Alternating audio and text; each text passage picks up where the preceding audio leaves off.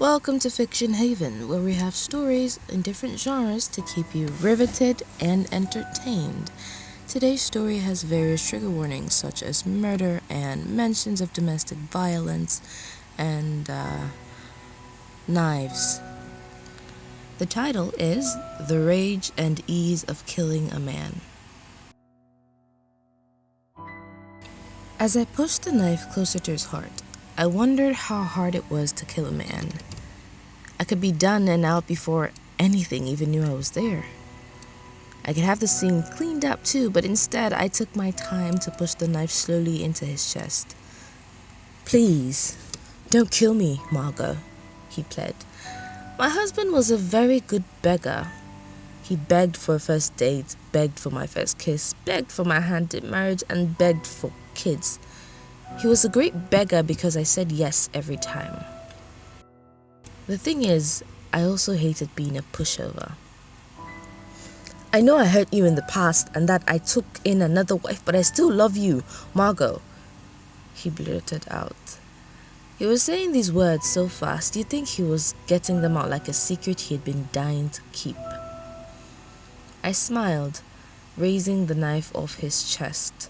I heard him physically sigh, and then I plunged the knife down and ended him. Like I said, it was easy to kill a man, and it's easier to do so when you're enraged. Now I've got to clean up my mess. The tragedy. The news of Margot's husband had reached everyone by the end of the week. Every man I knew was whispering about it, and the women had meetings to talk about it. It was a tragedy. My husband, Phil, took it badly, and I couldn't really tell why. We didn't talk a lot, so I never got to tell what was going on with him. As I laid in bed beside him, I wondered why the very thought of the news made him shiver. I turned to stare at him sleeping soundlessly in bed. He didn't snore lately like he used to. "I just need to get a glass of water. Do you want one?" I whispered to him, rubbing his shoulders lightly. He turned over to me, nodding his head. I got out of bed, walked down the stairs and into the kitchen to grab myself a glass of water. I filled the other glass with water, going up the stairs to hand it over to him. "Thank you," he mumbled as he took the glass from my hand. He drank the water at one go, suddenly pausing to stare at me. Why aren't you getting in bed, honey?" he asked in a panicked voice. I stood motionless, watching him. He rolled around, struggling to get out of bed, but for some reason he couldn't. "Please, my dear, what have you done?" he choked. I rubbed a little red spot on the back of my neck where he used to hit me, and I thought to myself, it was a tragedy for Margot to get caught, but I'm definitely not her. "Shush." I put a finger over my lips. "You have to get to sleep now." Only advice. Look, I know I shouldn't have encouraged her, but what was I to do? It wasn't like I had told her to go kill her husband. I had only told Margot to stand up for what was right. She did everything of her own free will. I told her to be careful, and I told her not to harm anyone, just a few spoken words and she'll be fine. After all, that was how I resolved conflicts with my deceased husband. We would talk and talk for hours before he would come to a conclusion that he was right. It left me broken, but then I wasn't going to do the talking, and I just told Margot to do the talking herself. I had no idea she would kill her husband. Nothing in my advice implied that she should. I might have told her to threaten with the knife to come off as serious, and I might have said plunge it right into his heart, just to get him going. However, I never told her to delay for a second and listen to the begging.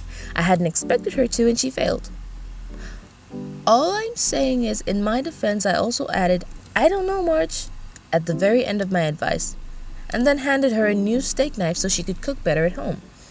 You know, silly Margot forgets to sharpen her knives. I'm sorry, I have to go water my husband's grave. I grew a couple of roses there, and I love to talk these days. Goodbye. My husband's a little gay and a little dead. If I'd been told my husband was cheating on me with a man, I would have laughed and said, not when pigs aren't flying. Pigs weren't flying, certainly not in this weather, but my husband was clearly going out with a man in a hotel. You think they went for 3 instead of just the regular 2, Penelope said to me. We lodged in her car, watching them across the hotel's parking lot. Why would you even ask that? I said, feeling miserable. Penelope had come with me to confront my husband. She had assured me that she confronted hers when he had cheated on her, even though I hadn't seen Phil in a while to confirm it.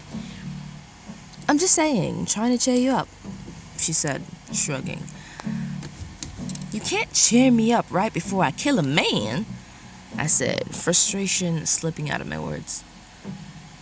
You're not killing him, just making his lifespan short by a couple of years or decades. Who knows how long he would have really lived? She pulled out a gun, focusing the pointer right where my husband's head was. I could see him talking to the other man, and it made me furious. Why didn't he tell me? Why didn't he just talk about it? Had he tricked me into marriage? Lied, that's what he did. Nothing hurt more than the realization that I was the one who hadn't known. Ready when you are, Camilla, Penelope said. I felt the fury rage in me, anger from all the years I just realized I had wasted with this man. Shoot, I said. Everyone got seated, quietly waiting for me to begin speaking. I had noticed a new face today come in, but I decided not to expand on that. I was sure she would talk about herself when it was time. Welcome, ladies, to the only club that will listen to women like us, I began, slowly nodding my head as I looked around the room filled with wives and ex-wives. Raise your hand if you've spoken to your husband recently, I said, chuckling a bit as I watched several women raise their hands. We all laughed, drinking in the joy of our little secrets. One hand, however, wasn't raised. I turned to her, ready to get her to introduce herself. Hey, you! Why isn't your hand raised? I asked curtly, suspicious of her moves. We often got gossips on others trying to join the club, but it was only for women who were having a hard time talking with their husbands. I knew that they would feel insecure if someone breached that trust. Who are you? Speak up! She smiled, getting up slowly. My name is Margot, and I just killed my husband with a knife. She reached for her bag and pulled out a shiny, bloody knife. You'd think she would clean it.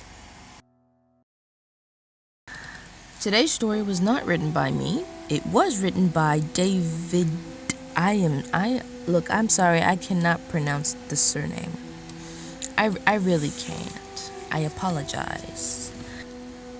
The reception on the last episode of the podcast was amazing, and I love you guys so very much. And if you like the story, if you were made somewhat uncomfortable by this, you probably should not send it to your babe, just in case. But at the same time, if you did, it would be amazing, and I will mourn you with my whole heart.